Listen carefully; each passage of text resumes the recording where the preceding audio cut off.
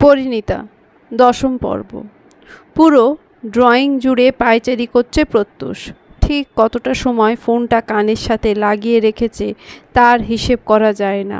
রওশা সোফায় বসে প্রজ্জ্বলকে খাওয়াচ্ছিল আর প্রত্যুষের কীর্তিকলাপ দেখছিল। প্রজ্জ্বল গোল গোল চোখে বাবাকে দেখছে, কিন্তু বুঝতে পারছে না বাবা এতটা উতলা কেন। রওশা ঠোঁট চেপে হাসল প্রত্যুষের কাহিনী দেখে। এক জায়গায় স্থির হয়ে বসতে পারছে না ছেলেটা। সেই কক্ষ থেকে বের হওয়ার পর থেকেই এমন করছে। রওশা জানে না কি ঘটেছে, কিন্তু যাই ঘটুক সেটা প্রত্যুষকে এক জায়গায় শান্ত হয়ে বসতে দিচ্ছে না। প্রজ্জ্বলের খাওয়া শেষ। রওশা গিয়ে কিচেনে রেখে আসলো সব কিছু।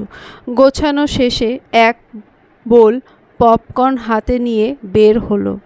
ড্রয়িং রুমের সোফায় এসে পপকর্ন হাতে বসলো। কিছুক্ষণ পর পর পপকর্ন মুখে দিচ্ছে আর প্রত্যুষের কাহিনী দেখছে রওশা।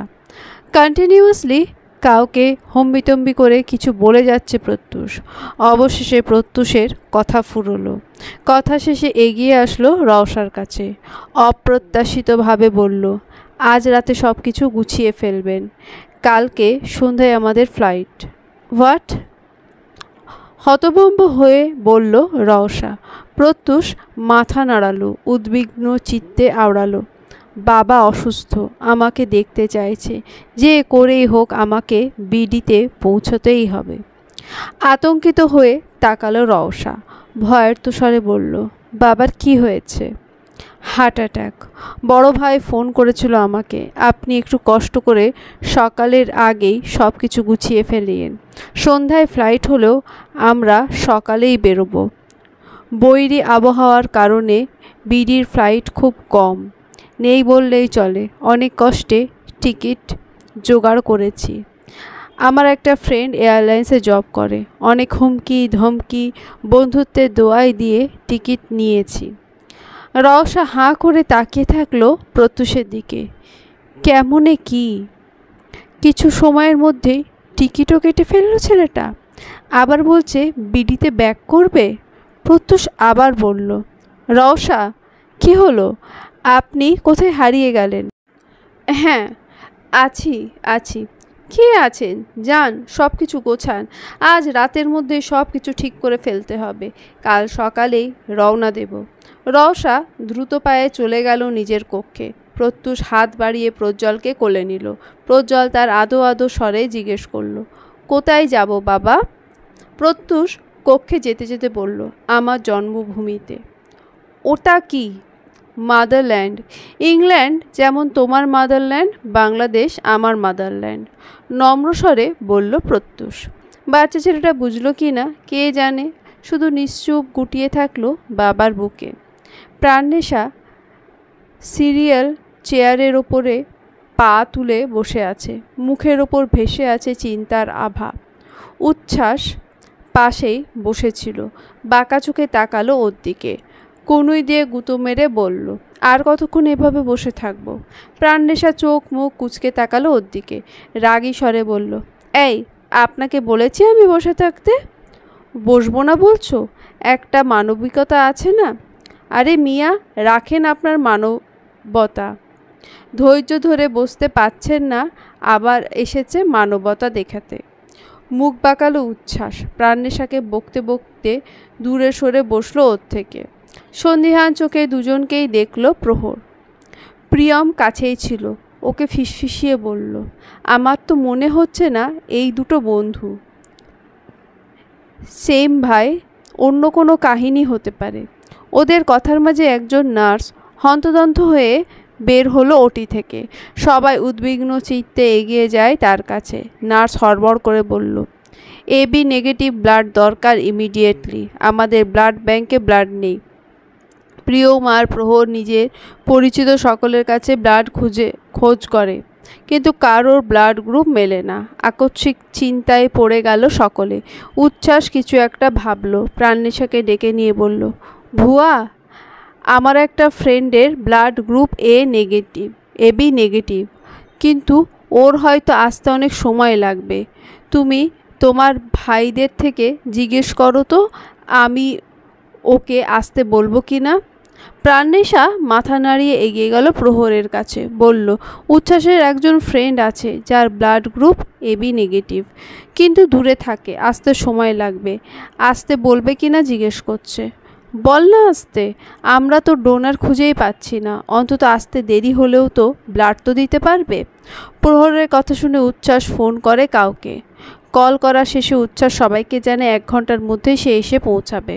অপেক্ষা করতে করতে কেটে যায় অনেকটা সময়। এদিকে নার্সরা জলদি ব্লাড জোগাড়ের জন্য তাগাদা দিচ্ছে। প্রিয়ম হন্তদন্ত হয়ে বলল, আপনার ফ্রেন্ড কি আসবে না? আসবে, কথা যখন দিয়েছে তখন অবশ্যই কথা রাখবে।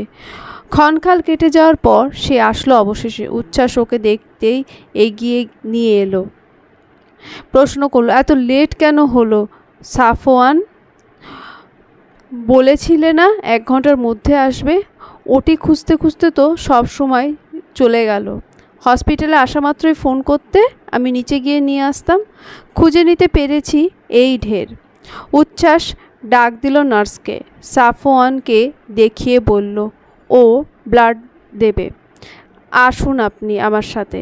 নার্সের কথায় নার্সের পিছু পিছু গেল সাফওয়ান। প্রহর উচ্ছ্বাসকে উদ্দেশ্য করে বলল, থ্যাংক ইউ, আপনি না থাকলে কি যে হতো। আরে থ্যাঙ্কসের কি দরকার, একজন মানুষ যদি আমার উছালায় সুস্থ হয় সেটা আমার জন্য অবশ্যই খুশির। আবার অপেক্ষার প্রহর গুনছিল সকলে। সাফওয়ান বের হলো অনেকটা সময় পর। উচ্ছ্বাসের কাছে আসতেই ও জিজ্ঞেস করে, ঠিক আছো? তুমি বসো, একটু শান্ত হও, আমরা একটু পরেই চলে যাব। আমাকে এখনই যেতে হবে স্যারিয়া স্যার, আম্মু অসুস্থ অনেক, বাড়িতে একা রেখে চলে এসেছি। কি বলো? চিন্তিত স্বরে বলল উচ্ছ্বাস। হ্যাঁ, ওয়েট, আমিও তাহলে তোমার সাথেই চলে যাই। মাথা নাড়ালো সাফওয়ান।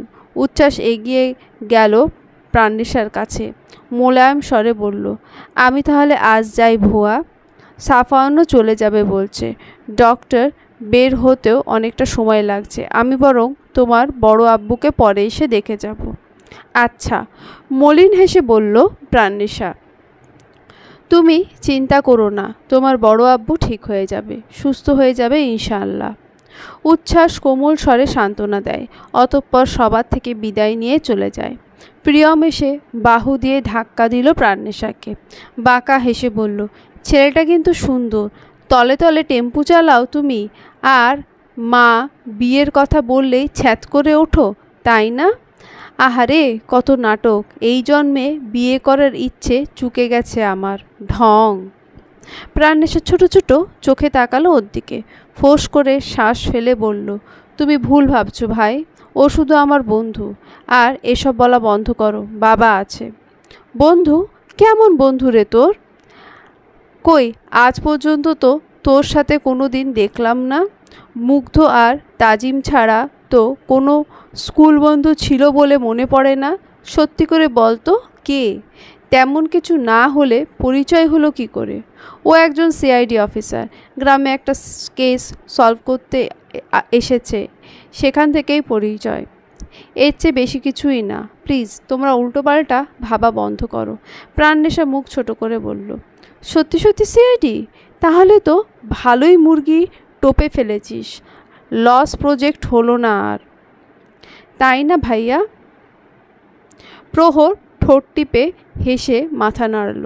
প্রাণনেশা বিরক্তিকর শ্বাস ফেলে চেয়ারে গিয়ে বসল। এই দুটোকে বোঝানো ওর পক্ষে সম্ভব না। হাবিজাবি যা ভাবছে ভেবে বসে থাকুক, এখন শুধুই অপেক্ষা। তবে এই অপেক্ষার প্রহর যে বড় বেশিই লম্বা। পরের দিন রওশা প্রজ্জ্বলকে নিয়ে এসে এয়ারপোর্টে পৌঁছালো। সকালে বের হওয়ার কথা থাকলেও ওরা রওনা দিয়েছে মধ্যাহ্ন ভোজের পর। এয়ারপোর্টের লং রোডে গাড়ি এসে থামতেই রওশা প্রজ্জ্বলকে নিয়ে নামলো। রওশাকে হাতে করে কিছুই নামাতে হয়নি, ড্রাইভার একে একে গাড়ির ডিকি থেকে সব লাগেজ ব্যাগ নামিয়ে দিল। রওশা অপেক্ষা করলো প্রত্যুষের। হসপিটাল থেকে কর্মবিরতির জন্য ছুটি নিতে গেছে ও। হালকা গোলাপি রঙের সিল্কের শাড়ি পরনে ওর, শাড়ির ওপর দিয়ে জিন্সের একটা সোয়েটার গায়ে জড়ানো, চুলগুলো খুলে রেখেছে। ক্ষণকাল অপেক্ষার পর একটা গাড়ি এসে থামে ওর সামনে। রওশা তাকিয়ে দেখল সেই দিকে। প্রত্যুষ হন্তদন্ত হয়ে নামলো গাড়ি থেকে। রওশার মুখে হাসি ফুটে উঠল ওকে দেখে, কিন্তু ড্রাইভিং সিটে ডোর খুলে নীলকে নামতে দেখে ওর হাসি হাসি মুখ গায়েব হয়ে যায়। নিজের নামের সাথে মিলিয়ে নীল একটা আকাশি নীল রঙের ডেনিম জ্যাকেট পরেছে। দুজন এগিয়ে আসলো ওর কাছে। রওশা ভ্রুকুটি গুটিয়ে বলল, আপনি? বন্ধুকে বিদায় দিতে এসেছি। কেন, কোনো সমস্যা? নীল হাসি মুখে ভ্রু উঁচিয়ে বলল। রওশা মাথা নড়ালো দুদিকে, কণ্ঠ খাদে নামিয়ে বলল, না, কি সমস্যা হবে? কিন্তু আপনাকে দেখে তো মনে হচ্ছে আপনি টোটালি খুশি হননি। হাসি হাসি মুখটা আমাকে দেখেই চুপসে গেল কেন? বেশি দেখেছেন। জোরে হাসল নীল। প্রত্যুষ ঠান্ডা স্বরে বলল, ওকে জানলা বন্ধ করো। কেন, কষ্ট হচ্ছে বউয়ের জন্য? শ্লেষাত্মক হেসে বলল নীল। প্রত্যুষ কোনা চোখে তাকিয়ে বলল, তোর কেন ফাটছে? তোকে অবিবাহিত দেখে আমার সিঙ্গেল মন জ্বলে যাচ্ছে আর কি, বুঝিস না কেন? টেনশন নিস না, পরের বার এসে একটা সুশ্রী মেয়ে দেখে বিয়ে পড়িয়ে দেব। মাথা নুড়িয়ে হাসল নীল। পরক্ষণে কথা কাটিয়ে বলল, ফ্লাইট নেমে গেছে, তাহলে যাও, আমিও আসছি কিছুদিন পর। আমি অপেক্ষায় থাকবো বলে প্রত্যুষ জড়িয়ে ধরল ওকে। নীল এগিয়ে এলো ওদের দিকে। প্রজ্জ্বলকে কোলে নিয়ে প্রত্যুষ আগে আগে সামনে এগিয়ে যায়। নীল হোয়াইট জিন্সের পকেটে হাত দিয়ে দাঁড়ালো। রওশা দ্বিধান্বিত চোখে তাকালো ওর দিকে, সূক্ষ্ম স্বরে বলল, আসি তাহলে, ভালো থাকবেন। মিস করব আপনাকে অনেক। রওশা চমকালো, থমকালো। এই ক্ষুদ্র জীবনে যেখানে ও সবার বোঝা হয়েছিল আছে, সেখানে ওকে কেউ মিস করবে তা যেন কাল ক্ষেপণে বিশ্বাস করতেই কষ্ট হলো ওর। তবুও বিহল স্বরে জিজ্ঞেস করলো, আমাকে মিস করবেন আপনি? কিন্তু কেন? আমি তো কেউ হই না আপনার। আপনি আমার কেউ হন না, কিন্তু আপনার মুখটা দেখলে আমার হাসি পায়। আপনাকে বাঁশ মারতে পারলে আমার শান্তি লাগে। সেখানে আপনি থাকবেন না, আমি কাকে বাঁশ মারব? নীল মন খারাপের ভং করে বলল। রওশা হতভম্ব হয়ে চেয়ে থাকলো কিছুক্ষণ। পরক্ষণে কথাটা মাথায় ঢুকতে হিসিয়ে বলল, আমাকে দেখলে আপনার হাসি পায়? হ্যাঁ, আপনার মুখটা দেখতে হাস্যকর। আমি ডিপ্রেশনে ভুগলে আপনাকে দেখতে আসতাম, আর আপনার মুখ দেখলে আমার প্রচণ্ড হাসি পেত। অপমানের কথার খেই হারালো রওশা। কিছুক্ষণ মাথা নিচু করে দাঁড়িয়ে থাকে। নীলের দিকে আগুন চোখে তাকিয়ে চিল্লিয়ে বলল, আপনার আজাইরা ছিলেন, আছেন, থাকবেন বলে মুখ বাঁকিয়ে সামনে হাঁটা দেয়। নীল কান চেপে ধরে হেসে দিল। রওশা হাঁটতে হাঁটতে কিছুটা দূরে চলে গিয়েছিল। নীল চিৎকার করে বলল, হেই, আপনি রাগ করলেন নাকি? রওশা গটগট পায়ে হেঁটে চলে গেল কাঁচের দেওয়াল ভেদ করে। একবারও ফিরে চাইল না নীলের দিকে। চাইলে হয়তো দেখতে পেত যার জন্য রাগে শরীর জ্বলে যাচ্ছে ওর, সে নিজের মুঠোফোনে বন্দি করছে রওশাকে। রওশা কাঁচের দেওয়ালের ভেতরে ঢুকতে নীলের হাসি হাসি মুখ নিভে যায়। বিহর ভরা দৃষ্টিতে তাকালো সে ফোনের স্ক্রিনে। খোলা চুলে শাড়ি পরিহিত রমণীকে দীর্ঘশ্বাস ফেলল নীল। বড়ই কাতর তিক্ত স্বরে বলল, আমি আপনাকে সত্যিই মিস করব রওশা। প্রাণেশা মলির মুখে সিটের ওপর পা ঝুলিয়ে বসে আছে। একটু আগেই পলক ভুঁইয়ার জ্ঞান ফিরেছে। প্রায় 20 ঘন্টা অবজারভেশনে রাখার পর জ্ঞান ফিরেছে তার। সবাই প্রচণ্ড আতঙ্কে ছিল এই পুরোটা সময়। অবশেষে জ্ঞান ফেরার পর স্বস্তির নিঃশ্বাস ফেলেছে সবাই। আইসিইউ থেকে কেবিনে শিফট করা হয়েছে তাকে, তাই দেখা করতে গিয়েছে সকলে ওনার সাথে। শুধু প্রাণনেশাই যায়নি। কেমন যেন অনুভূতি হচ্ছে ওর। এতক্ষণ উদ্বিগ্ন চিত্তে অপেক্ষা করলেও এখন মনের মধ্যে শুধুই আক্ষেপ, অপরাধবোধ। বুকের মধ্যে ধূপধাপ করছে। মানুষটা তো ওকে নিজের মেয়েই মতো ভালোবাসত, সবসময় নিজের মেয়ে বলেই পরিচয় করিয়েছে সকলের সাথে। ভাইয়ের মেয়ে বলতে শোনেনি প্রাণনেশা, তবুও কেন একটা ভুলের কাছে এত বছরের ভালোবাসা সব ফিকে পড়ে গেল। 6টা বছর তার সাথে দেখা করেনি প্রাণনেশা। রিধিতা আর প্রহরের সাথে মাঝে মধ্যে ফোনে কথা হলেও ওর বড় আম্মু আর বড় আব্বুর সাথে ওর টোটালি কথাই হয়নি। কেন হয়নি জানে না প্রাণনেশা। ওরাও কখনো ফোন দেয়নি ওকে, আর না প্রাণনেশা কল দিয়েছে নিজে থেকে। অথচ সামনাসামনি বাড়ি ছিল, ও বাড়ির মানুষগুলোকে এই বাড়ি থেকে স্পষ্ট দেখা যেত, হয়তো ওদের ক্ষেত্রেও তাই। তবুও কেন যেন একটা বাধা কাজ করতো সবসময়। এমন না যে প্রাণনেশা অভিমান ছিল ওদের প্রতি বা রাগ করে ফোন করেনি, এমন কিছুই না। তবুও কোথাও না কোথাও একটা বাধা কাজ করত। প্রাণনেশা এক প্রকার ভুলেই ছিল ওদেরকে। না, সত্যিই ভুলেছিল এমন না, শুধু নিজেকে নিজেই বুঝ দিত ওদেরকে ছাড়া বাঁচতে শিখে গেছে। কিন্তু আদেও কি তাই? মানুষগুলোর জন্য কি ওর কান্না পেত না? পেত, খুব বেশিই কান্না পেত। মাঝে মধ্যে ব্যালকনি থেকে উকি দিয়ে দেখা হতো ওদেরকে লুকিয়ে লুকিয়ে। শুধু ফোন করতেই বাধা কাজ করত মনের মধ্যে। রিধিতা তো বলেই ছিল ওর বড় বাবা আর বড় মা অসুস্থ, তারপরও প্রাণনেশা একবার দেখা পর্যন্ত করতে যায়নি ওদেরকে। কিন্তু সবশেষে এটাই সত্যি, ওর জন্যই পরিবার ভেঙে গেছে। না ও সুইসাইড করত, আর না মানারা বেগম আলাদা হওয়ার জন্য এতটা পাগলামি করতেন। যে পরিবারের মানুষগুলো একে অপরকে ছাড়া এক সেকেন্ডও কাটাতে পারত না, সেখানে অর্ধযুগ কেউ কাউকে না দেখেই নীলদ্বীপতে কাটিয়ে দিল। দীর্ঘশ্বাস ফেলল প্রাণনেশা। প্রহরের ডাকে ভাবনার সুতো কাটে ওর। প্রাণনেশা উঠে দাঁড়ালো, উদ্বিগ্ন স্বরে বলল, ভাইয়া বড় বাবা কেমন আছে? নিজে গিয়ে দেখে আয়। আমার না কেমন জানি লাগে।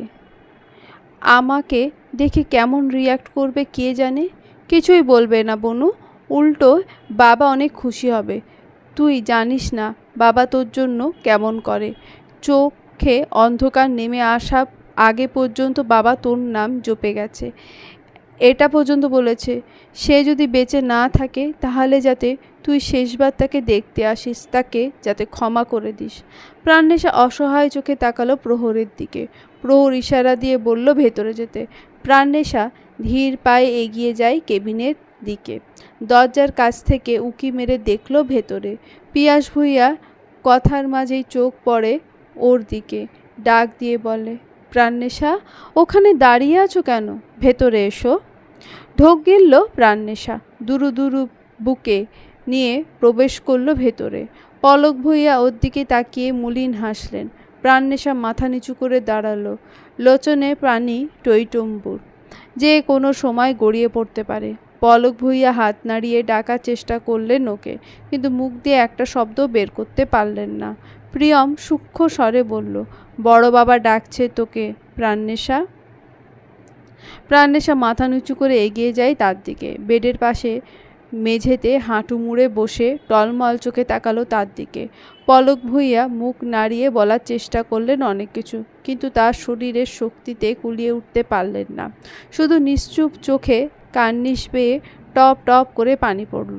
প্রাণনেশা হাত বাড়িয়ে আলতো হাতে মুছে দিল অশ্রুজল। হাতের ওপর মাথা রেখে ভাঙা গলায় বলল, বড় বাবা। প্রাণনেশার কান্না পেল ভীষণ। পলক ভুইয়া শুকনো মুখে দিকে তাকিয়ে চোখ ঝাঁপিয়ে জল এলো। কাঁদতে কাঁদতে বলল, আই এম সরি বড় বাবা।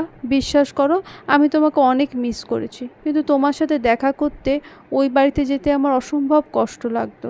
আমি সহ্য করতে পারতাম না বড় বাবা। আমি জানতাম না তুমি এতটা অসুস্থ। পলক ভুইয়া নিশ্চুপ চোখে জল ফেললেন। কথা বলতে গেলেই বুকের মধ্যে খিমচে ধরছে। প্রচুর যন্ত্রণায় মুখ দিয়ে কথা বেরোচ্ছে না, নয়তো অনেক কিছু যে বলার ছিল ওনার। প্রত্যুষ নিষ্পলক তাকিয়ে আছে প্লেনের গোলাকৃত জানলার বাইরে। বাইরে সাদা তুলোর মতো পুঞ্জীভূত মেঘ ছাড়া আর কিছুই দৃশ্যমান নয়। দূরদৃষ্টিতে সাদা আস্তরণ ছাড়া আর কিছুই দেখা যাচ্ছে না। অধিক তুষারপাতের ফলে ওয়ান স্টপ ফ্লাইটে ইংল্যান্ড থেকে আসতে হয়েছে। এর মাঝে ইউরোপে আরেকটা কান্ট্রিতে ঘন্টা খানেকের জন্য নেমেছিল ফ্লাইটবাসী। আনুমানিক 23 ঘন্টা লেগেছে বাংলাদেশ আসতে। পাশের সিটে প্রজ্জ্বল ওর উরুতে মাথা রেখে ঘুমিয়ে আছে। রওশা সিট পেয়েছে সামনে। রওশা যাতে আনকমফোর্টেবল ফিল না করে এই জন্য একজন মেয়ের পাশেই প্রত্যুষ সিট কনফার্ম করেছে।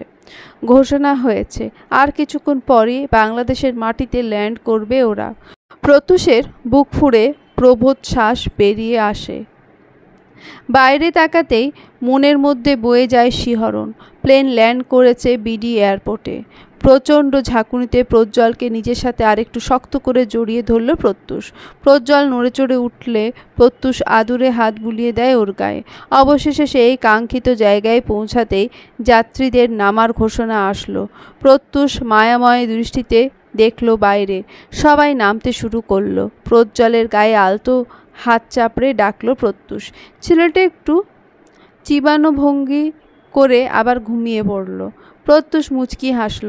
মাথায় আলতো চুমু খেয়ে মোলায়েম স্বরে ডাকলো ওকে। অনেকক্ষণ ডাকাডাকির পর প্রজ্জ্বলের ঘুম ভাঙে। চোখ কচলে ঘুম কাতুরে দৃষ্টিতে তাকালো বাবার দিকে। প্রত্যুষ নরম স্বরে বলল, আমরা চলে এসেছি বাবা। তুমি না অনেক এক্সাইটেড ছিলে বাংলাদেশ দেখার জন্য? প্রজ্জ্বল গোল গোল চোখে তাকিয়ে মাথা নাড়ল। প্রত্যুষ কোলে তুলে সিট থেকে নামলো ওকে। ছোট্ট হাতটা আঁকড়ে ধরে সামনে এগিয়ে গেল। রওশা দাঁড়িয়েই ছিল সামনে। ওদের দেখে হাসি মুখে বলল, চলে এসেছি আমরা। প্রত্যুষ মুচকি হেসে মাথা নাড়ালো। অবশেষে প্লেন থেকে নামলো ওরা। সকল ফর্মালিটি পূরণ করে বের হতে হতে অনেকটা সময় কেটে যায়। প্রত্যুষ ইমিগ্রেশন বিভাগ থেকে বেরিয়ে এসে প্রাণ ভরে নিঃশ্বাস নিল। স্নিগ্ধ ঠান্ডা বাতাস গা ছুঁয়ে দিতেই ভালো লাগায় মন প্রফুল্ল হয়ে ওঠে। আহা, নিজের দেশ যেমনই হোক, তারপরও দেশের মাটিতে পা রাখলে দেশের মুক্ত বাতাসে শ্বাস নিয়ে যে শান্তি, সে শান্তি আর কোথাও নেই। প্রত্যুষের চোখ ভরে আসে। 6টা বছর এই সুন্দর দেশ থেকে দূরে ছিল। এমনকি এটা পর্যন্ত ভেবেছিল আর কোনো দিন এই দেশে পা রাখবে না। তবুও তো ফিরে আসতেই হলো নিজের নিড়ে। নিজের শব্দটার প্রতি যে অসম্ভব মায়া, তা বুঝি অন্য কিছুতে আছে? হৃদয়ের কম্পন জোরালো হয় প্রত্যুষের। তীব্র আকাঙ্ক্ষা জন্মে নিজের প্রিয় মানুষগুলো দেখার জন্য। প্রত্যুষ প্রজ্জ্বলের হাত ধরেছিল। ওর দিকে তাকিয়ে মিষ্টি হেসে বলল, কেমন লাগছে বাংলাদেশ বাবা?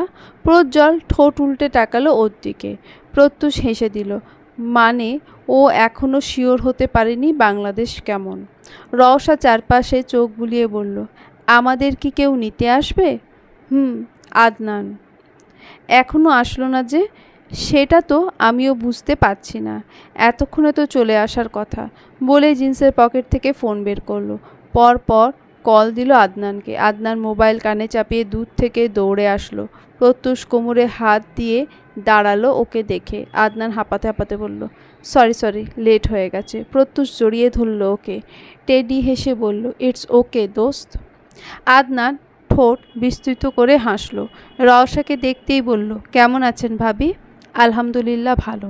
রওশা হাসি উপহার দেয় ওকে। প্রজ্জ্বলের দিকে চোখ পড়তেই হাঁটু মুড়ে বসলো আদনান।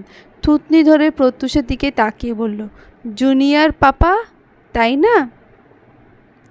প্রত্যুষ চোখের ইশারায় হ্যাঁ বোঝায়। আদনান কোলে নিল ওকে।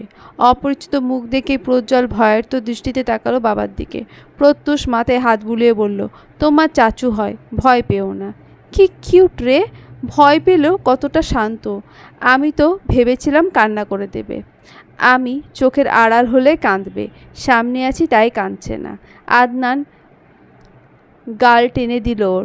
প্রত্যুষকে উদ্দেশ্য করে বলল, চল এবার যাওয়া উচিত আমাদের। ড্রাইভিং করছে আদনান। প্রত্যুষ আর রওশা পেছনে বসে আছে। ওদের দুজনের মাঝে বসে আছে প্রজ্জ্বল। প্রত্যুষ মনোযোগ দিয়ে দেখছে বাইরের পরিবেশ। সন্ধ্যা নামার সময় হয়ে এসেছে। ধীরে ধীরে কুয়াশাচ্ছন্ন হচ্ছে বাইরে। কালো আভায় ঢাকতে শুরু করেছে চারপাশ। 6টা বছরে কত কিছুই না বদলে গেল। জীবন থেকে 6টা বছর কত তাড়াতাড়িই না চলে গেল ভেবেই দীর্ঘশ্বাস ফেলল প্রত্যুষ। প্রজ্জ্বল ডাকলো ওকে, অবুঝ কণ্ঠে বলল, এখানে স্নোফল হচ্ছে না কেন ড্যাড? তোমাকে ড্যাড ডাকতে মানা করেছি না? বাবা ডাকবে ওকে। প্রজ্জ্বল মাথা নাড়ালো। প্রত্যুষ আবার বলল, এটা তো ইংল্যান্ড না বাবা, এটা বাংলাদেশ। এখানে স্নোফল হয় না, কারণ এই দেশের আবহাওয়া নাতিশীতোষ্ণ। প্রজ্জ্বল বুঝলো না নাতিশীতোষ্ণ কি, শুধু এইটুকু বুঝলো এখানে ইংল্যান্ডের মতো স্নোফল হয় না। প্রত্যুষ সামনে তাকিয়ে আদনানকে জিজ্ঞেস করলো, বাবাকে দেখতে গেছিস? না, তোর সাথেই যাচ্ছি। তুই না বললে তো আমি প্রহর ভাইকে কল করতাম না আর জানতেও পারতাম না। তো তুই দেশে থেকে কি করিস? আমি ওখানে থেকেই এখানে সব খবর পেয়ে যেতাম, আর তুই এখানে থেকেও জানতে পারিস না? আদনান উত্তর দিল না, চুপিসারে গাড়ি চালালো শুধু। হসপিটালের সামনে গাড়ি থেকে দ্রুত পায়ে বের হলো প্রত্যুষ। রওশাকে তাগাদা দিয়ে বলল, আপনি প্রজ্জ্বলকে নিয়ে আসেন। রওশা মাথা নাড়ালো। প্রত্যুষ অপেক্ষা করলো না ওদের জন্য। ওর হাতে অত সময় নেই। বাবাকে না দেখা পর্যন্ত শান্তি হবে না ওর। কাউন্টার থেকে অ্যাড্রেস নিয়ে অনেক খোঁজাখুঁজির পর অবশেষে প্রত্যুষ পলক ভূঁইয়ার কেবিন খুঁজে পেল। দরজা খুলে ঢুকতেই একযোগে অবাক হয়ে তাকালো সবাই। ভূত দেখার মতো চমকে উঠল সবাই। প্রত্যুষ থতমত খেলো ওদের তাকানো ধরন দেখে। বিহল চিত্তে আমতা আমতা করে হেসে বলল, আমি চলে এসেছি। প্রহর অবাকে চোটে দাঁড়িয়ে যায়। প্রত্যুষ ঢুকলো ভেতরে। কক্ষে শুধু পিয়াস ভূঁইয়া আর প্রহর উপস্থিত ছিল। প্রত্যুষ এগিয়ে গেল বেডের কাছে। পলক ভূঁইয়া অবাক চোখে দেখল ওকে। প্রত্যুষ শোয়ার অবস্থায় জড়িয়ে ধরল ওনাকে। ভাঙা গলায় বলল, বাবা কি হয়েছে তোমার? আমি চলে এসেছি বাবা, আর কখনো যাব না তোমাকে ছেড়ে। শুধু তুমি সুস্থ হয়ে যাও। পিয়াস ভূঁইয়া মনে মনে স্বস্তি পেলেন। প্রত্যুষ যে এভাবে হুট করে চলে আসবে তা ঘুণাক্ষরেও টের পায়নি কেউ। সবার চিন্তার বাইরেই ছিল ওর আগমন। তবুও ভাগ্যিস প্রাণনেশাকে প্রিয়মের সাথে পাঠিয়ে দিয়েছিলেন তিনি, নয়তো এই অবস্থায় দুজনে হয়তো অপ্রীতিকর অবস্থার সম্মুখীন হতো। প্রত্যুষ ননস্টপ কথা বলে যাচ্ছে পলক ভূঁইয়ার সাথে। চোখের পানি টইটম্বুর ওর। পলক ভূঁইয়া ঠোঁট টেনে কাঁদছে। বলার চেষ্টা করছেন কিছু, কিন্তু পাচ্ছেন না। প্রত্যুষ থামিয়ে দেয় তাকে, নাক টেনে বলে, কিছু বলো না বাবা, কিছু বলার দরকার নেই। আমি জানি তো সব। তুমি নিজেকে আর কষ্ট দিও না। প্রত্যুষ হিচকি তুলে কাঁদছে। ওর কান্না দেখে আরও বেশি উতলা হয়ে পড়লেন তিনি। প্রহর গিয়ে এক হাতে জড়িয়ে ধরল ওকে। শান্ত করার চেষ্টা করে বলল, কাঁদিস না, তোকে কাঁদতে থেকে বাবা আরও অস্থির হয়ে যাচ্ছে। শান্ত হ প্রত্যুষ, কাঁদিস না। প্রত্যুষ মাথা তুলে দুহাতে চোখ মুছল। পলক ভূঁইয়া মাথায় হাত বুলিয়ে দিয়ে বলল, ঠিক হয়ে যাবে বাবা, তাড়াতাড়ি সুস্থ হয়ে যাও। আমরা সবাই আছি তোমার সাথে। বলে উঠে দাঁড়ালো প্রত্যুষ। পিয়াস ভূঁইয়াকে দেখে মলিন হেসে জড়িয়ে ধরল। পিয়াস ভূঁইয়া শক্ত করে জড়িয়ে ধরলেন ওকে। কোমল স্বরে বললেন, এতদিনে মনে পড়ল আমাদের? কাঁধে মুখ গুজিল প্রত্যুষ। বিড় করে বলল, তোমারও তো একবারও মনে পড়ল না আমাদের। পিয়াস ভূঁইয়া হাতের বাঁধন শক্ত করলেন। ব্যগ্র স্বরে বললেন, অভিমানের নিচে ভালোবাসাগুলো চাপা পড়ে গেছে, তাই না বাবা? প্রত্যুষ উত্তর দিল না। শক্ত করে জড়িয়ে ধরে থাকলো ওনাকে। কাছে থাকতে আমরা আমাদের প্রিয়জনদের মূল্য বুঝি না, কিন্তু যখন তারা আমাদের থেকে দূরে সরে যায় তখন থেকেই শুরু হয় আমাদের মনস্তাপ। আমরা ব্যাকুল হয়ে চেয়ে থাকি তাদের পানে। হয়তো তারা ফিরবে, আমরা আবার তাদের সেই অসীম ভালোবাসাগুলো অনুভব করতে পারবো। দূরত্ব আমাদের ভালোবাসাগুলোকে বাড়িয়ে দেয়। দূরত্ব ভালোবাসার গুরুত্ব বাড়ায়। প্রত্যুষের গম্ভীর আদলে ফুরফুরে হাসি, গতিতে চঞ্চলতা, চোখে মুখে খুশি উপচে পড়ছে। অস্থির ভঙ্গিতে হেঁটে চলেছে সে। মনে অসীম বাঁধভাঙা আনন্দ। প্রায় 6টা বছর পর নিজের বাড়ির আঙিনায় পা রেখেছে ও। নিজের কাছের মানুষগুলোর নিকট যে আবার ফিরে আসতে পারবে সেটা ভাবতে পারেনি প্রত্যুষ। আবার যে চেনা প্রিয় মানুষগুলোর সামনাসামনি দেখা পাবে, চোখ ভরে দেখতে পারবে তাদেরকে, সেটাও কল্পনাতীত ছিল। কিছুদিন আগেও প্রত্যুষ মনে ঠাসা ছিল সে আর কোনো দিন ফিরবে না, দেখবে না ওর প্রতি অন্যায় করা মানুষগুলোর মুখ।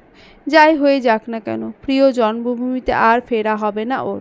কিন্তু বাবার অসুস্থতা সব মিথ্যা প্রমাণ করে দিল। আপনজনদের ওপর যতই অভিমান কষ্ট পোষণ করা থাকুক না কেন, আমাদের আবার তাদের কাছে ফিরে আসতেই হয়। প্রত্যুষেরও ফিরতে হলো। নিজের প্রতি দৃঢ় থাকা সম্ভব হলো না ওর পক্ষে। প্রত্যুষ আরেকবার চোখ ভরে দেখে নিল নিজের প্রাণপ্রিয় বাড়িটি, যেখানে কেটেছে ওর সুন্দর শৈশব, যেখানে কেটেছে ওর প্রিয় মানুষগুলোর সান্নিধ্য, তাদের সাথে কাটানো সুন্দর স্মৃতি। সবুজ ঘাস মাড়িয়ে এগিয়ে যায় প্রত্যুষ। আচ্ছা, ওর মা ওকে দেখলে কেমন অবাক হবে, নিশ্চয়ই চমকে যাবে। আর ওর ভাবিপু অভিযোগের লিস্ট নিয়ে আসবে নিশ্চয়।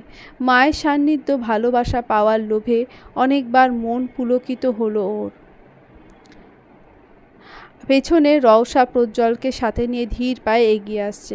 কিন্তু প্রত্যুষের কি সেই সময় আছে যে ওদের সাথে তাল মিলিয়ে ধীরে ধীরে আসবে? সদর দরজা হাট করে খোলা। প্রত্যুষ সদর দরজা দিয়েই উকি মেরে চাইল। বসার ঘরে সোফার ওপর মলিন মুখে বসে আছেন মালিহা বেগম। পাশেই রিদিতা তার কাঁধে মাথা রেখে জড়িয়ে ধরে বসে আছে তাকে। মায়ের কাছে ফ্লোরে পায়ে গুটিয়ে বসে আছে রাহাত। ক্ষুদ্র ঠোঁট তিরতির করে কাঁপছে, কান্নায় সিক্ত বাচ্চার মুখ। মালিয়া বেগমের বিধ্বস্ত দশা, শুষ্ক নিষ্পাণ চোখ, যেন অনুভূতিহীন নির্বিকার। কিন্তু ফোলা ফোলা চোখে, গালে চোখের পানির ছাপ স্পষ্ট। পাশে রিদিতা নাক টানছে। রাহাত মায়ের আঁচল ধরে কিছু বলতে যাবে, তার আগেই চোখে পড়ল দরজায়। প্রত্যুষকে দেখে অবাক হয়ে গোল গোল চোখে তাকালো। সেকেন্ডে সজোরে চিৎকার করে বলল, চাচু।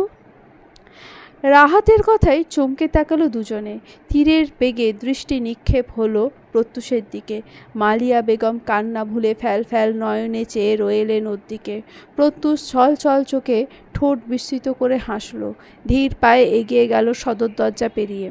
রাহাত উঠে দাঁড়িয়ে বিদ্যুৎ বেগে দৌড় দিল। জাপটে জড়িয়ে ধরল প্রত্যুষের কোমর। প্রত্যুষ তাল সামলাতে না পেরে দুপা পিছিয়ে যায়। মালিয়া বেগম আর রিদিতা সোফা ছেড়ে দাঁড়িয়ে গেছেন। প্রত্যুষের আগমন যেন ভাবনাতীত ছিল ওদের জন্য। মালিয়া বেগম হতভম্ব হয়ে তাকিয়ে রইলেন। অবিশ্বাস্য দৃষ্টি তার। রিদিতা স্তম্ভিত। প্রত্যুষ অশ্রুজল চোখে চাইল রাহাতের দিকে। মাথায় আদুরে হাত বুলিয়ে দিল ওর। পরক্ষণে রাহাতকে ছেড়ে এগিয়ে আসলো মায়ের কাছে। মালিয়া বেগম দিক বিদিক শূন্য হয়ে জাপটে জড়িয়ে ধরলেন ওকে। শক্ত হস্তে জড়িয়ে বুকের সাথে মিশিয়ে থাকলো ক্ষণকাল। উদ্বিগ্ন কম্পিত স্বরে কাঁপতে কাঁপতে বলল, প্রত্যুষ, কিভাবে এলি তুই? আমি স্বপ্ন দেখছি না তো? তুই সত্যি এসেছিস বাবা? আমি সত্যিই জড়িয়ে ধরেছি তোকে। প্রত্যুষ শ্বাস টেনে তৃপ্তি ভরে অনুভব করল মাতৃত্বের গন্ধ। এই মা মা গন্ধটাই তো হন্যে হয়ে খুঁজেছিল ও। 6টা বছর এই মানুষটার ছোঁয়া পায় না ও। কতগুলো রাত এই মানুষটাকে মনে করে কেঁদেছে ও, তার হিসেব নেই।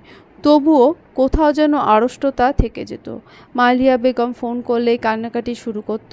প্রত্যুষের বুক ভেঙে আসতো এতে। মন চাইতো ছুটে চলে আসতে, কিন্তু ও যে প্রতিজ্ঞা করে রেখেছিল কোনো দিন আর এই দেশের মাটিতে পা রাখবে না। যদিও ও দুর্বল হয়ে যেত মায়ের কথা শুনে, তাই তো মায়ের সাথে বেশি কথা বলতে চাইতো না ও।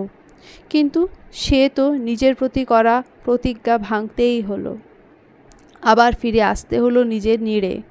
মালিয়া বেগম গলা ছেড়ে কাঁদছেন, তবে এ কান্না খুশির, নিজের ছেলেকে ফিরে পাওয়ার আনন্দের। দুদিন ধরে আতঙ্কে আছে ওরা সবাই। এবার সেই আতঙ্কের অনেকটা প্রশান্তি হয়ে ফিরে এসেছে প্রত্যুষ। বুকটা শান্ত হয়ে গেছে, মনে হচ্ছে সব আতঙ্ক বিপদ যেন কেটে গেছে। চোখের জলে প্রত্যুষের শার্ট ভিজে যায়। প্রত্যুষ সরে এসে সযত্নে মুছে দিল মায়ের অশ্রু। মোলায়েম স্বরে বলল, আমি চলে এসেছি আম্মু, দেখো চলে এসেছি তোমার কাছে, আর কেঁদো না। নিজের কি অবস্থা করেছো আয়নায় দেখেছো? আমার মাকে কষ্ট দেওয়ার এত সাহস কি করে হলো তোমার? মাহিলা বেগম প্রত্যুষের চোখে মুখে হাত বুলিয়ে দিলেন, কণ্ঠে অসীম আশা ঢেলে বললেন, আর যাবি না তো আমাকে ছেড়ে? প্রত্যুষ হাতের উল্টো পিঠে চুমু খেলো, গালের সাথে মায়ের হাত লাগিয়ে হেসে বলল, যাব না। মালিহা বেগম জল জল চোখে চাইল ওর দিকে। ঠোঁট ভর্তি চকচকে হাসি তার, দৃষ্টিতে তার খুশি উপচে পড়ল। পরক্ষণে নাক টেনে বললেন, প্রত্যুষ তোর বাবা? থামিয়ে দিল প্রত্যুষ, নিজে থেকেই শুধালো, আমি জানি, বড় ভাইয়া ফোন দিয়েছিল, এয়ারপোর্ট থেকে হসপিটাল গিয়ে বাবাকে দেখে তারপর এসেছি। ফ্রেশ হয়ে আবার যাব হসপিটাল। আদনান আর প্রহর ভাইয়া আছে বাবার সাথে। ভালো করেছিস, কিছু খেয়ে রেস্ট নে আগে। প্রত্যুষের চোখে পড়ল হৃদিতার দিকে, হাসি মাখা মুখে তাকিয়ে আছে ও। প্রত্যুষ হাসি মুখে ডাকল, ভাবিপু। আমাকে তো একজনের চোখেই পড়ছে না, তুমি মনে হয় আমাকে চেনো না সাহেব। হৃদিতা মিছিমিছি রাগ করে বলল। প্রত্যুষ ঠোঁট উল্টালো, বাচ্চাদের মতো করে বলল, ও নো, এই বাড়ির সর্দারনিকে আমি কিভাবে অদেখা করতে পারি? ভুল হয়ে গেছে আমার মাতা রানী, এবারের মতো ক্ষমা করলাম বৎস। হেসে দিল প্রত্যুষ, সাথে হৃদিতাও। পরক্ষণেই বলল, তুমি একা? আর কারোর আসার কথা ছিল কি? আমতা আমতা করে হাসল হৃদিতা। সদর দরজার সামনে রওশাকে দাঁড়িয়ে থাকতে দেখে হাসি চওড়া হলো আরও। হাসি মুখে ফিসফিসিয়ে বলে ফেলল, আমি তো মনে করেছি মেয়েটাকে দূরদেশে রেখেই একা চলে এসেছো। এতটাও দায়িত্বহীন মনে হয় তোমার দেবরকে? হৃদিতা উত্তর দিল না, শুধু চোখ দিয়ে আশ্বস্ত করল। রাহাত প্রজ্জ্বলকে খুঁটিয়ে খুঁটিয়ে দেখছে। রওশা আঁচলের আড়ালে দাঁড়িয়ে আছে সে। বাবুটার কথা মায়ের কাছে অনেকবার শুনেছে রাহাত, কিন্তু কোনো দিন মুখ দেখতে পারেনি। আজ দেখল, কিন্তু কেন যেন কথা বলতে ইতস্তত বোধ করছে। মালিহা বেগম রওশাকে কাচুমাচু হয়ে দাঁড়িয়ে থাকতে দেখে বললেন, ওখানে দাঁড়িয়ে আছো কেন রওশা, আমাদের কাছে এসো। রওশা নরম পা ফেলে এগিয়ে আসলো। তার পিছু পিছু প্রজ্জ্বল নিজেকে আঁচলের তলায় লুকিয়ে ছোট ছোট পা মেলল ওর সাথে। পরক্ষণে উকি দিয়ে অপরিচিত মুখ দেখে আবার নিজেকে আড়াল করে ফেলল। সবাই হাসলো ওর অবস্থা দেখে। মাহিলা বেগম এগিয়ে গিয়ে হৃদিতার পেছন থেকে টেনে আনলো ওকে। শুকনো মুখে তাকালো প্রজ্জ্বল। মাহিলা বেগম কপালে চুমু খেলেন ওর, মুচকি হেসে কোলে তুললেন, বললেন, দাদু ভাই। প্রজ্জ্বল অবুঝ দৃষ্টিতে তাকালো। এই ডাকের সাথে পরিচিত না ও। প্রত্যুষের দিকে উৎসুক দৃষ্টিতে তাকিয়ে অভিযোগ জানালো প্রজ্জ্বল। প্রত্যুষ মুচকি হেসে বলল, ভয় পেও না, তোমার দাদিমা। প্রজ্জ্বল বুঝল না এর মানে, তবুও বাবা যেহেতু আশ্বস্ত করেছে তাইও একদম শান্ত। হৃদিতা দ্রুত পায়ে এগিয়ে গেল ওদের কাছে। মালিয়া বেগমের কোল থেকে নিতে নিতে বলল, দেখি দেখি, আমাকে দেখাও। হৃদিতা মালিয়া বেগমের কোল থেকে এক প্রকার ছিনিয়ে নিল ওকে, গাল টেনে দিয়ে বলল, মাশাআল্লাহ, নজর না লাগুক, এত সুন্দর দেখতে হয়েছে ভিনদেশি বাবাই। মাইলা বেগম তাকালেন প্রত্যুষের দিকে, পিঠে হাত বুলিয়ে দিয়ে বললেন, মুখটা কেমন শুকিয়ে আছে কেন, খাসনি কিছু? খেয়েছি আম্মু, প্লেনের খাবার দিয়েছিল। কি ছাতার মাথা খেতে দিয়েছে রে, মুখটা কেমন শুকিয়ে আছে। রুমে যা, ফ্রেশ হয়ে আয়, আমি রান্না বসাচ্ছি। মালিয়া বেগম মুখে হাত বুলিয়ে দিয়ে বললেন। প্রত্যুষ মাথা নাড়ল। হৃদিতা প্রজ্জ্বলকে কোলে নিয়ে বলল, তোমরা দুজনে ফ্রেশ হয়ে আসো, প্রজ্জ্বল আমার কাছে থাক। না না, আমি চলে যাব, বাবা আমাকে নিয়ে যাও, অস্থির চিত্তে বলল প্রজ্জ্বল। প্রত্যুষ হেসে দেয়, হৃদিতাকে উদ্দেশ্য করে বলে, নামিয়ে দাও ভাবিপু, অনেক ধকল গেছে, ওকেও ফ্রেশ করিয়ে দেওয়া দরকার। প্রজ্জ্বল কোল বেয়ে নেমে গেল। দৌড় লাগালো বাবার কাছে। প্রত্যুষ জড়িয়ে নেয় ওকে, হাত ধরে সিঁড়ি বেয়ে ওপরে উঠে যায়। 3 তলার শেষ সিঁড়িতে আসতেই থমকালো প্রত্যুষ। আশেপাশে চঞ্চল চোখ ঘুরিয়ে চাইল। ভেতরটা উসখুস করছে খুব। বুকের মধ্যে ধূপ ধাপ শব্দ হচ্ছে। স্মৃতির পাতায় হানা দিচ্ছে জীবনের সবচেয়ে সুন্দর স্মৃতিগুলো।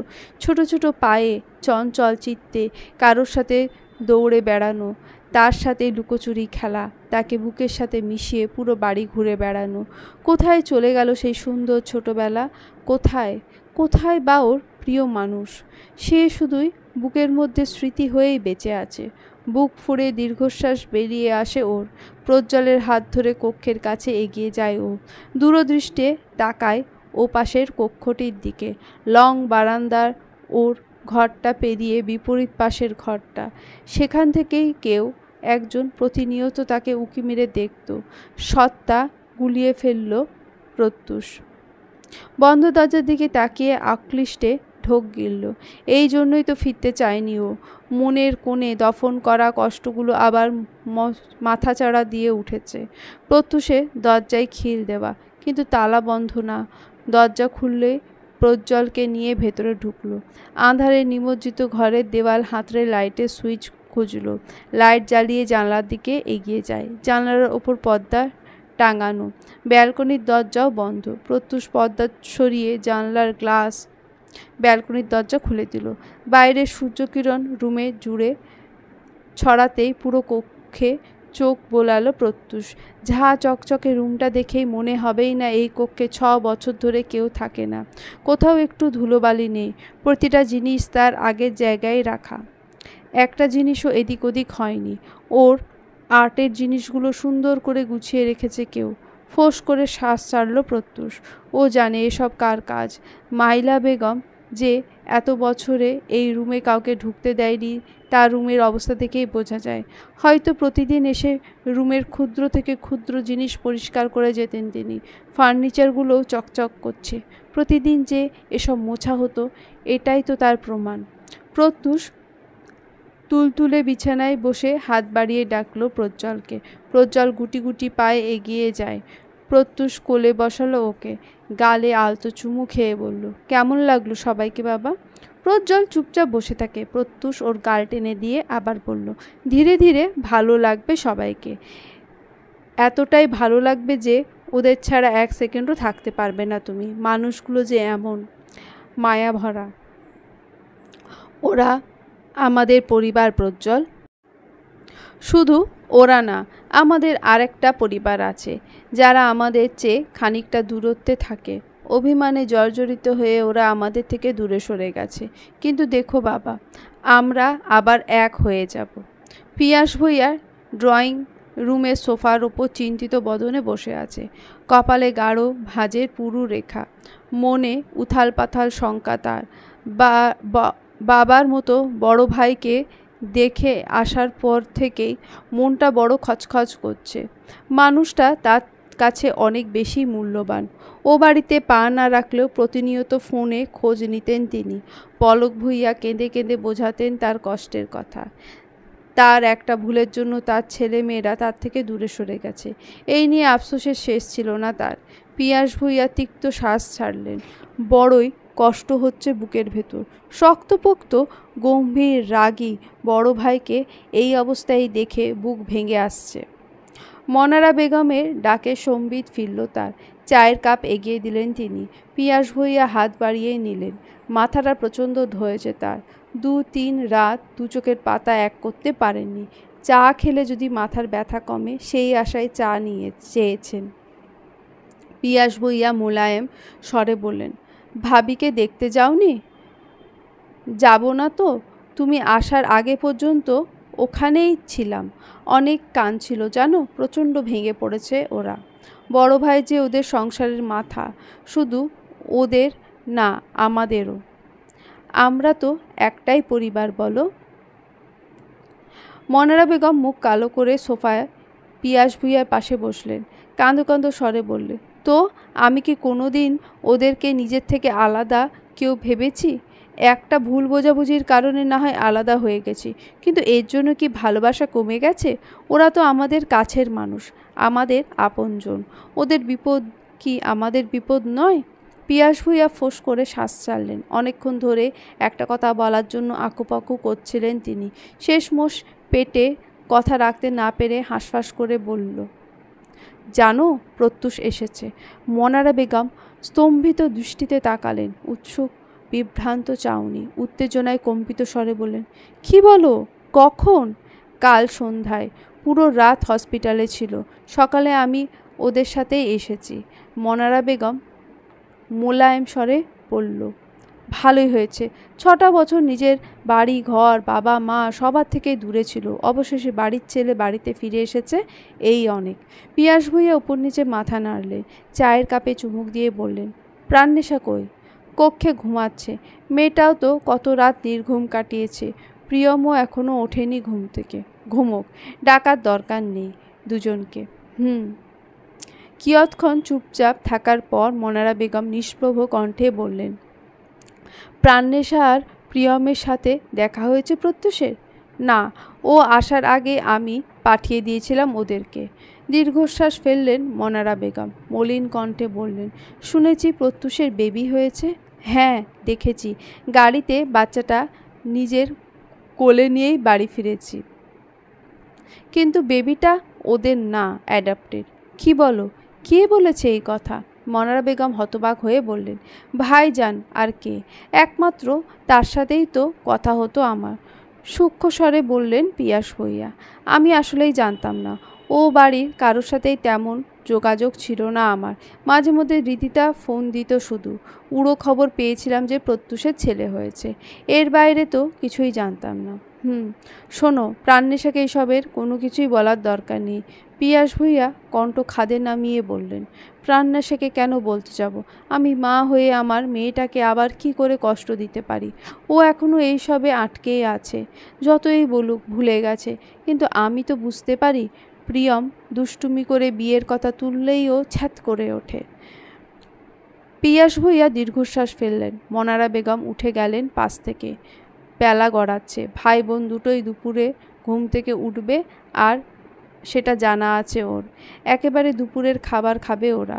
তবুও প্রাণনেশা চা লাগবে, প্রচুর চায়ের নেশা ওর। ঘুম থেকে উঠে চা না পেলে পুরো বাড়ি চিল্লায়ে মাথায় তুলবে। চা বানিয়ে আবার ডাকতে যেতে হবে ওদের ভেবেই মনারা বেগম কিচেনের উদ্দেশ্যে এগিয়ে গেলেন। প্রজ্জ্বল গুটি গুটি পায়ে উঠানের মধ্যে হাঁটছে। সবুজ ঘাসে ঢাকা বিশাল উঠানের দুপাশে সুন্দর বাগান। বাগানে হরেক রকমের শীতকালীন সবজি। বাগানের মাধুর্যতা আরও বাড়িয়ে দিয়েছে। প্রজ্জ্বল স্পন্দিত বিমোহিত নেত্র যুগলে চারপাশে তাকিয়ে দেখছে। ওষ্ঠপুটে চকচকে হাসি লেপ্টে আছে। দুপুর গড়িয়ে বিকেলের সময় বিবর্তিত হয়েছে।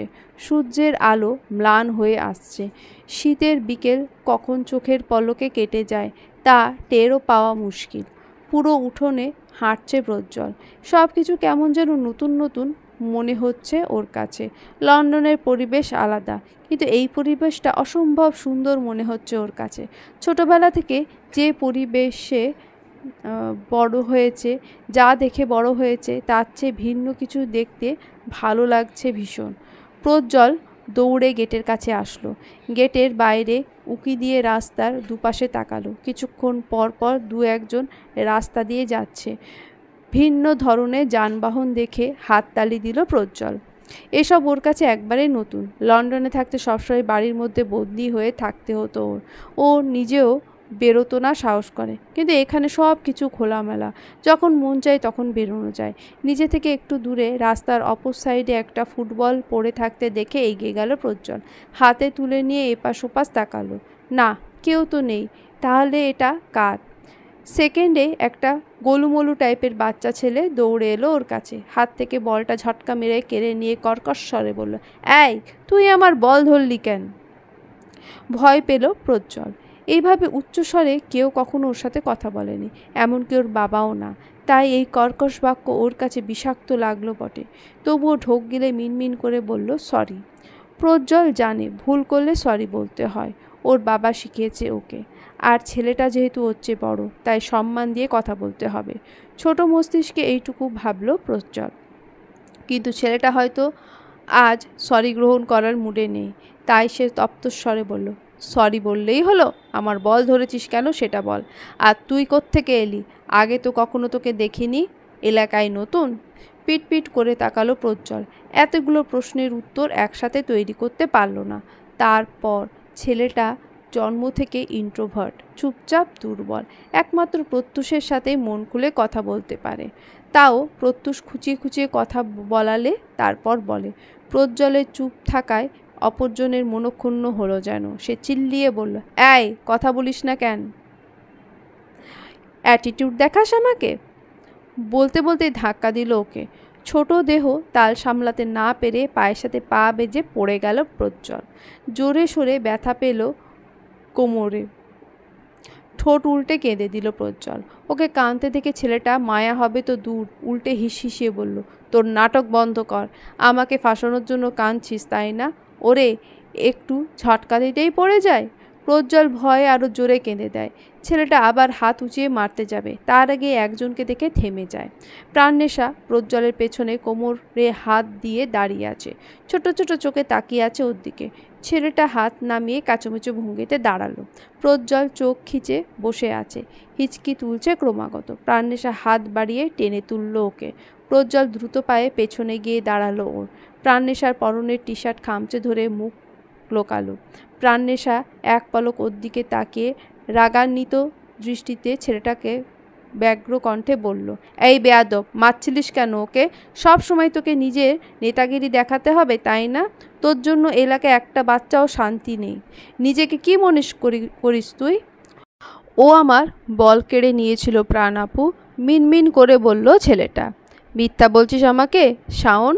নিজের দোষ ঢাকতে ওর ওপর দোষ দিচ্ছিস তাই না? প্রাণনেশা ভ্রু কুঁচকে বলল।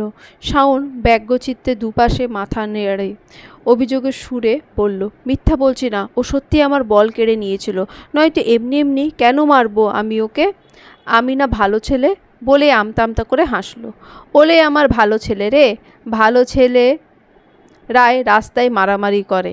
আমি জানি এমনি মেরেছিস তুই ওকে। দেখ কতটা ভয় পেয়েছে ও, আতঙ্কের ফেলে দিয়েছিস বাচ্চাটাকে। সত্যি বলছি আপু, ট্রাস্ট করো আমাকে। প্রাণনেশা বাহু ধরে প্রজ্জ্বলকে সামনে আনলো। ভয়াত দৃষ্টিতে প্রাণনেশার দিকে তাকালো। আবার জাপটে ধরল প্রাণনেশাকে, কম্পিত স্বরে বলল, আমাকে মারবে, আমি অনেক ব্যথা পেয়েছি। প্রাণনেশা নরম দৃষ্টিতে তাকালো ওর দিকে, মাথায় হাত বুলিয়ে দিয়ে কোমল স্বরে বলল, ভয় পেও না, আমি আছি তো। আমি থাকতে মারতে পারবে না তোমাকে কেউ। তুমি বলো তো, তুমি ওর বল কেড়ে নিয়েছিলে? টলমল চোখে তাকালো প্রজ্জ্বল, ভেজা গলায় বলল, আমি সত্যি বলছি, আমি ওর বল কেড়ে নিইনি। বলটা রাস্তায় পড়েছিল, আমি তুলেছি, কিন্তু নিইনি। ওর বল ওকে দিয়ে দিয়েছি, তারপরও আমাকে মেরেছে। প্রাণনেশা তেতে তাকালো শাওনের দিকে, ক্ষিপ্ত গলায় বলল, তোর এই গুন্ডামি আর গেল না। কয়েকদিন আগেই তো রাহাতকে মেরেছিলিস তুই। ও না হয় শক্ত ছিল, তোর থেকে বেশি ছোট ছিল না, তাই তোর সাথে ফাইট করতে পেরেছে। কিন্তু এই বাচ্চাটার গায়েও হাত তুলেছিস তুই? তোর কি বিচার হতে পারে বল আমাকে? ওর মারটা তোকে ফিরিয়ে দেব নাকি তোর মাকে বিচার দেব? শাওন দিশেহারা দশায় জিভে ঠোঁট ভেজালো। আজ সকালে মায়ের কাছে উত্তম মধ্যম খেয়েছে ও। প্রতিদিনই ওর নামে একটা না একটা অভিযোগ আসেই আসে। শঙ্কায় ঢোক গিলল শাওন। অতঃপুরে দেখা দিল মায়ের বেদম প্রহারের করুণ চিত্র। অসহায় কণ্ঠে বলল, সরি প্রাণাপু, আর হবে না, প্লিজ ক্ষমা করে দাও। ক্ষমা আমার কাছে না চেয়ে যার সাথে অন্যায় করেছিস তার কাছে চা। এত মায়া মায়া চেহারা ছেলেটাকে গায়ে কিভাবে হাত তুললি তুই? গম্ভীর স্বরে বলল প্রাণনেশা। শাওন ভয়ে সিটিয়ে থাকা প্রজ্জ্বলের দিকে তাকিয়ে বলল, সরি, আর হবে না। তুমি আপুকে বলে দাও আমার নামে যাতে নালিশ না দেয়। প্রজ্জ্বল প্রাণনেশার দিকে তাকিয়ে বোঝা গলায় বলল, ওর নামে নালিশ দিও না। ঠোঁট টিপে হাসলো প্রাণনেশা। নিজের সাথে আরেকটু জড়িয়ে নিল ওকে। শাওনের দিকে তাকিয়ে কোমল স্বরে বলল, ঠিক আছে, আজকের মতো বেঁচে গেছিস তুই। আজ যেন কাউকে বিরক্ত করতে না দেখি। ছেলেটা বাধ্যের ন্যায় মাথা নাড়িয়ে জায়গা ত্যাগ করলো। ও চলে যেতেই প্রাণনেশা প্রজ্জ্বলের দিকে তাকায়। মায়াময় দৃষ্টিতে তাকিয়ে আছে ওর দিকে। প্রাণনেশা হাঁটু মুড়ে ওর বরাবর হয়ে বসলো। আলতো হাতে মুছে দিল সিক্ত চোখ। কান্নার তোপে পুরো মুখ লাল টুকটুক করছে। কিছুক্ষণ পর পর নাক টানছে। এখনো গায়ের কাঁপুনি প্রভাব যায়নি। প্রাণনেশা হাত বুলিয়ে দিল ওর মাথায়, নম্র স্বরে বলল, ভয় পেও না, শান্ত হও, ও চলে গেছে। থ্যাংক ইউ, ওয়েলকাম, মুচকি হেসে বলল প্রাণনেশা। কনুয়ের দিকে চোখ পড়তেই আটকে উঠল প্রাণনেশা। কনুয়ের অনেকটা জায়গা কেটে গেছে। চিকন ধারায় রক্ত গড়িয়ে পড়ছে সেখান থেকে। প্রাণনেশা আতঙ্কিত দৃষ্টিতে তাকিয়ে বলল, এ কি, তোমার হাতে তো অনেকটা কেটে গেছে, ব্যথা করছে নিশ্চয়? অনেক ব্যথা, ঠোঁট উল্টে বলল প্রজ্জ্বল। প্রাণনেশা দুঃখী দৃষ্টিতে তাকালো ওর দিকে, মাথায় হাত বুলিয়ে দিয়ে বলল, তুমি কি এলাকায় নতুন? এর আগে তো কখনো দেখিনি তোমাকে। ওপর নিচে মাথা নাড়ল প্রজ্জ্বল। আদো আদো স্বরে বলল, আজকেই সকালে এসেছি। ঠোঁট গোল করে ও বোঝালো প্রাণনেশা। প্রজ্জ্বল মুখে হাত ছোঁয়ালো ওর। প্রাণনেশা গোল গোল চোখে তাকালো ওর দিকে। প্রজ্জ্বল নিজের ছোট ছোট হাতে পুরো মুখে, ঠোঁটে, গালে হাত বোলালো ওর। ছোট ঠোঁটে হাসি ফুটিয়ে বলল, আমি তোমাকে চিনি। হতভম্ব হয়ে তাকালো প্রাণনেশা। বিহ্বল আওড়ালো, তুমি আমাকে কি করে চেনো? গালে হাত ঠেকিয়ে মনে করার চেষ্টা করলো প্রজ্জ্বল। মস্তিষ্কে চাপ প্রয়োগ করে অবশেষে মনে করতে সফল হলো। হাসি মুখে উচ্ছ্বসিত হয়ে বলল, বাবার মোবাইলে দেখেছি। প্রাণনেশা নাক কুঁচকে তাকালো ওর দিকে। কপালে ভাঁজ ফেলে বলল, হে, তোমার বাবার মোবাইলে আমার ছবি কোত্থেকে আসবে? জানি না, তবে আমি দেখেছি। মোবাইলে গেম খেলছিলাম তখন দেখেছি। প্রাণনেশা চোখ ছোট ছোট করে তাকিয়ে আছে ওর দিকে। কোনো দিন রিলেশন করেছে বলে তো মনে পড়ছে না। তাহলে ওর গোপন প্রেমিক কোত্থেকে টপকে পড়লো, তাও আবার নিজের মোবাইলে যত্ন করে ওর ছবি রেখে দেবে? প্রাণনেশা নিজের ভাবনায় শখানেক গালি দিল। যে ছ্যাঁকা খেয়ে ব্যাকা হয়েছে, সেই শোক ভুলে কোনো দিন সোজা হতে পারবে কি না তারই কোনো ঠিক নেই। তার ওপর এইসব উদ্ভট চিন্তা ভাবনা মাথায় আনছে। কিছুক্ষণ চুপ থাকলো প্রাণনেশা। পরক্ষণেই মনে হলো বাচ্চা মানুষ কি দেখতে কি দেখেছে, হয়তো ওর মতো কাউকে দেখেছে, তাই ও ভাবছে, এ দুনিয়াতে তো একই চেহারার 7 জন মানুষ আছে। নিজের কাছে নিজেই হিসেব ক্লিয়ার করলো প্রাণনেশা। প্রাণনেশা ভাবনা ছেড়ে বলল, হোয়াট এভার, হয়তো আমার মতো কাউকে দেখেছো, বাদ দাও এইসব। শোনো, তুমি বাড়ি যাও, তোমার হাত অনেকটা কেটে গেছে, ওষুধ লাগাতে হবে, নয়তো ইনফেকশন হয়ে যাবে। আচ্ছা, বাধ্যের ন্যায় বলল প্রজ্জ্বল। প্রাণনেশা ফের প্রশ্ন করলো, তোমার বাড়ি কোনটা? প্রজ্জ্বল আঙুল উঁচিয়ে রাস্তার ওপাশের বাড়িটা দেখিয়ে। প্রাণনেশা হতবাক হয়ে তাকালো সেদিকে। উত্তেজনা রাখতে না পেরে দাঁড়িয়ে পড়ল। উতলা হয়ে শুধালো, ওটা তোমাদের বাড়ি? মাথা জাগালো প্রজ্জ্বল। প্রাণনেশা হিসেব মেলাতে ব্যস্ত হলো, কিন্তু দুনিয়ার সকল মান বসিয়েও হিসেব মেলাতে ব্যর্থ হলো ও। প্রজ্জ্বলকে কিছু বলতে যাবে তার আগেই পেছন থেকে ডাকলো কেউ, প্রজ্জ্বল। প্রাণনেশা থেমে যায়। পরিচিত কণ্ঠ কানে আসতেই শব্দের উৎস খুঁজে পেছনে তাকালো প্রাণনেশা। প্রজ্জ্বল বাবা বলে দৌড় দেয়, জাপটে জড়িয়ে ধরে প্রত্যুষকে। প্রাণনেশা হকচকিয়ে তাকালো নিজের থেকে খানিকটা দূরে দাঁড়িয়ে থাকা মানুষটাকে দেখে। নিঃশ্বাস ঘন হয়ে আসলো ওর। বুকের কম্পন জোরালো হলো। ব্যগ্র উতলা দৃষ্টিতে তাকিয়ে দেখলো পাথর হয়ে দাঁড়িয়ে থাকা মানুষটাকে। এলোমেলো কম্পিত স্বরে বলল, প্রত্যুষ ভাই। চলবে।